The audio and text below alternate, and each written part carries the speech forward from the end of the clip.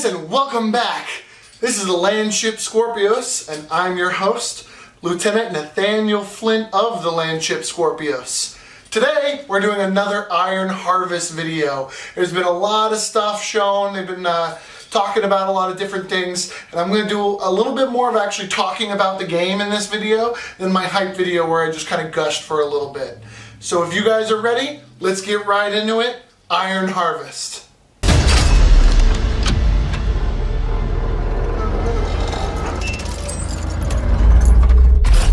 The first thing we're going to start off with today are the new emblems that they showed for the factions. These look fantastic. They're well designed, they look very much of the era.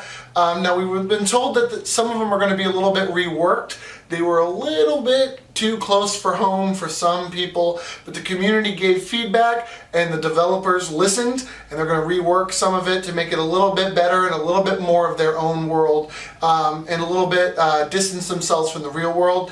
I think this is extremely nice of them to do. I don't think they had to do it, but there were definitely a few voices in the community that mentioned some things, and the developers took it to heart, and they're going to come back to us with bigger, better designs, and I think that's fantastic. But these ones we have looking at shows just how much love went into this game and just how much effort went into these factions. So let's talk about them a little bit.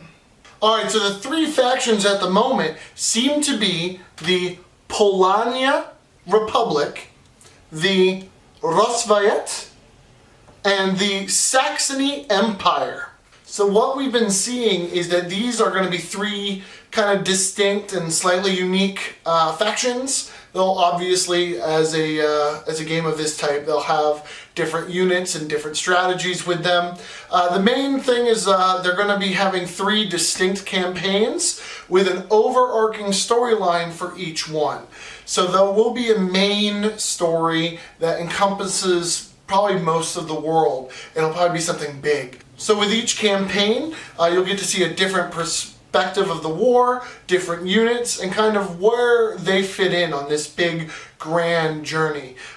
They look fantastic already. They've already started naming some of the pictures and letting us know which faction that the picture is about, kind of giving us an insight into those lovely paintings, which we're always showing off. But these are going to be fantastic.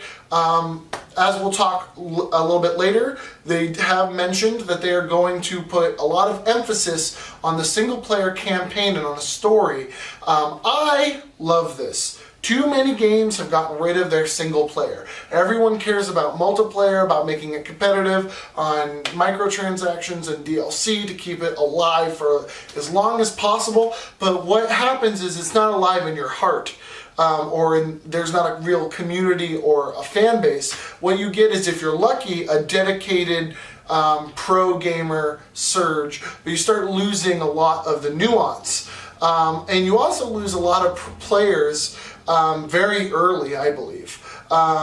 In my opinion, there's things like StarCraft. I remember playing the campaigns and loving the story, loving the world. There was a little bit of alterations that you could do depending on your choices, depending on how you decide to play.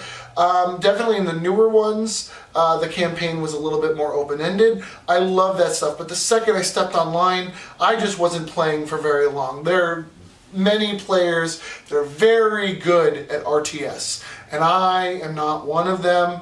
I'm good enough. I've been told I'm a very good late game RTS person, but I couldn't survive that long going head to head with a lot of these gamers. So what ends up happening is, it only takes a week of nothing left but multiplayer, or if it's multiplayer only, for me to just turn away from a game. And I definitely won't be buying DLC or anything for it, like what happened with StarCraft. I never ended up buying any of the other games or their expansions or anything, because it was all centered on the multiplayer, and I just am not as good. Those StarCraft players do not mess around. But with this, doing a little bit more story-based, hopefully they'll really take it and run with it, and it'll be something beautiful to explore. It'll be a nice new world to get to know, and if you have a solid story that people really enjoy and love, hopefully that will translate to a lot of sales, and who knows, maybe a whole world. That is something that I really would like to see out of this title. I hope that they put a lot of time and effort and a lot of love into the campaign and make it so that we can also put a lot of time and love into the campaign when it is released. Speaking of release, I want to take a moment and talk about some other things that they've alluded to. It looks like there may be a Kickstarter in their future. They're not exactly sure how they want to do that just yet, but I personally think that if they do a Kickstarter, it will do very well.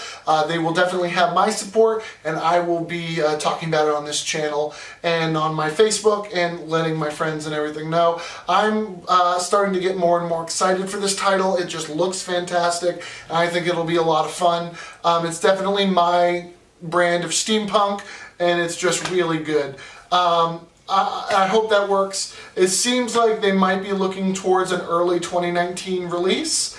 Obviously things change and gets pushed back and everything kind of flip-flops. I would prefer it to take longer if it will make a more solid and more memorable and a more amazing game. Hopefully it won't need to. If they do choose a Kickstarter, I hope it does it well enough that they'll have all the money and backing and support that they need to make this game a reality. With that being said, let's kind of go into some of the unit designs they talked about. I can't wait to look at some of these. So here we have our first Rosvoyet hero. I believe the name was Olga, I think.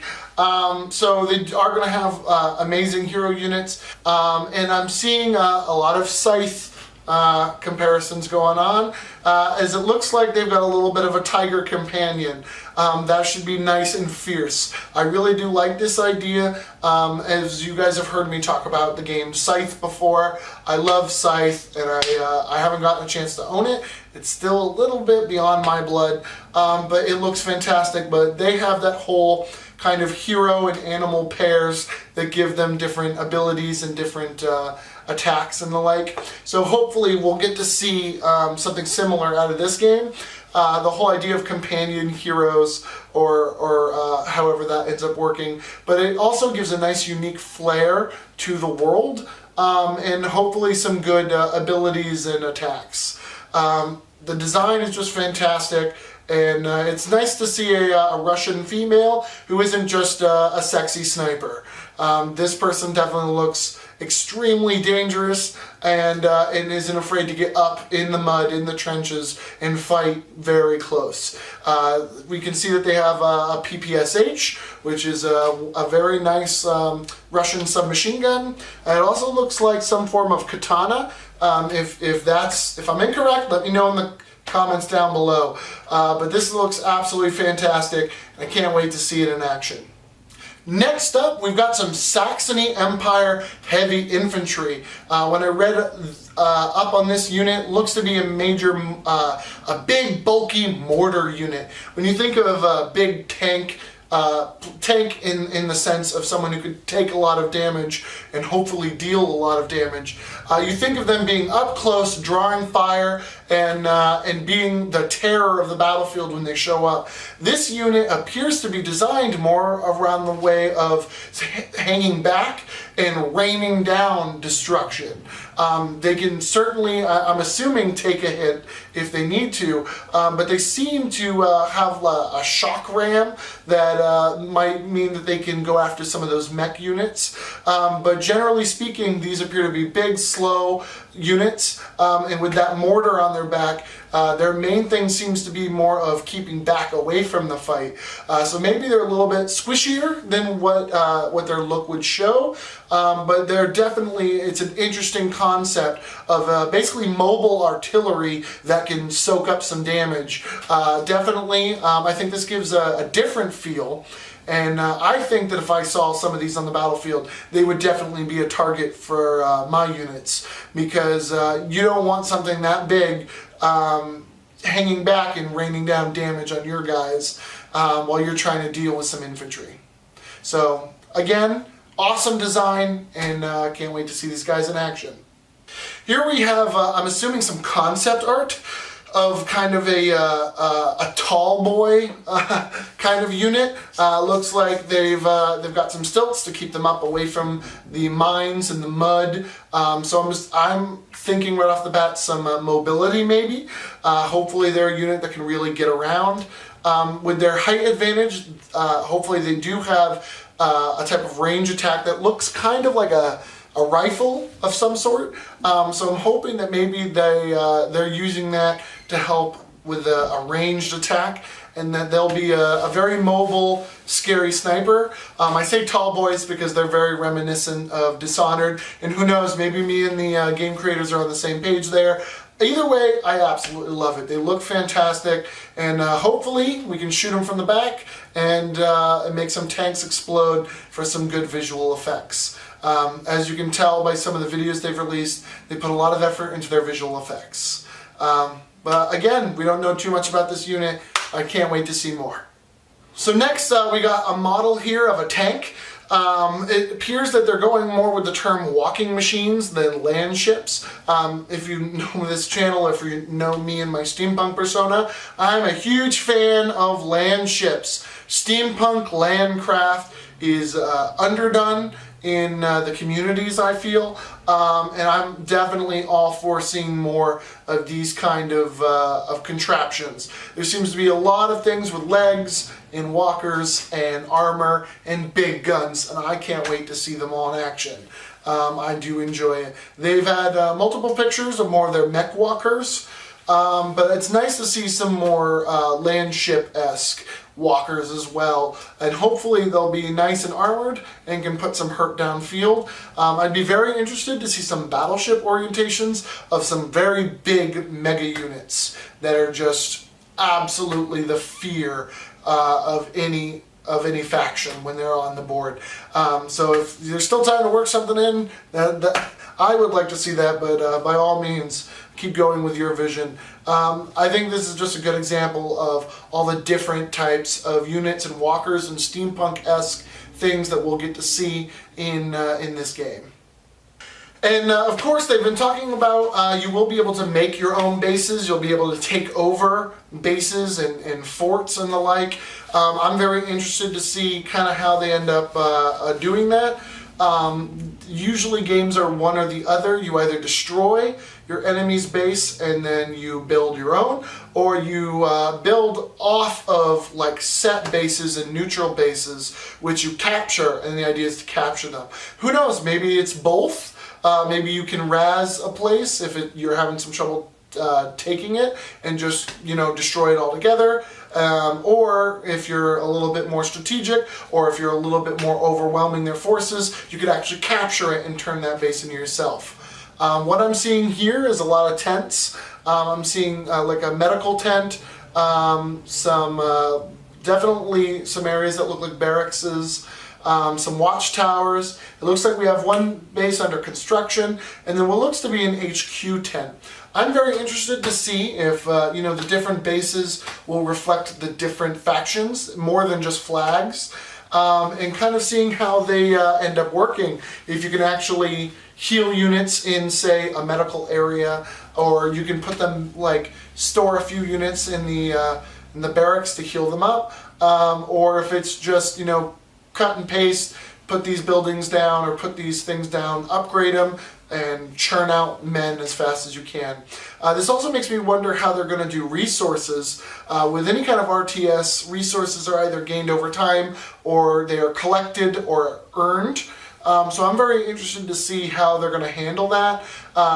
Possible resources is obviously wood, stone, money, oil, very steampunk, diesel-punkish game. I'm assuming fuel and oil is going to be a big one. And when you create bases, you got to create things that either generate resources or units that go and collect them. I'd be very interested to know which way they're leading and kind of how they're going to handle that, and of course how they're going to steampunkify it. And for now, that's kind of what this update video is. Nice, quick, and short. I'm very interested in learning more. If you want to keep up to date on IronHarvest news, definitely check out their Facebook page, which has been updating very constantly. It seems to be the best way to get news. They also have a website. Their website's very good, but there isn't a newsletter to sign up for or anything like that. I haven't seen any forums or anything, but I would be shocked if there weren't forums. But the best place seems to be on their Facebook page, so that will be linked down below in the description. If you're interested in IronHarvest, what part are you most interested in? Are you interested in the world? Do you want to see the units? Do you want some new and interesting gameplay? Or do you just want to get your hands on it and make some giant steampunk robots fight? Either way, let me know down in the description. Well, in the comments. I will let you know in the description. If you have any ideas on the game or things that you would like to see, let's talk about that. That sounds fantastic. Let's get a thing going. If you want to see more videos about steampunk video games, board games, or anything of the like, definitely subscribe to this channel. We're going to be talking a lot more about some steampunk stuff. We'll be following IronHarvest, I would say closely, but to be honest, I've been keeping a little bit of a distance with how many videos I've been doing. But we're definitely interested in IronHarvest. We're interested in Scythe. If you have a copy of Scythe that you might not want anymore, let me know, because it's a little expensive. I've been keeping my eye on the eBay. With that, thank you so much for watching today's video. Feel free to like and subscribe, share the video. All of that helps and goes a long way. I'm not making money off of these videos, but the closest we can get to 100 subscribers, the better. It would be fantastic. If you would like me to cover something in my show, definitely let me know if there's something that you'd like to see or other videos you'd like to see more. Definitely check out more content. I have more Rivet Wars content. I have more steampunk video games and games content. I'm going to be having more steampunk videos. And of course, check out my events. If you see me at an event, definitely feel free to say hi. And with that, I'm going to sign off. Thank you guys so much for watching today, and I hope you have a wonderful day.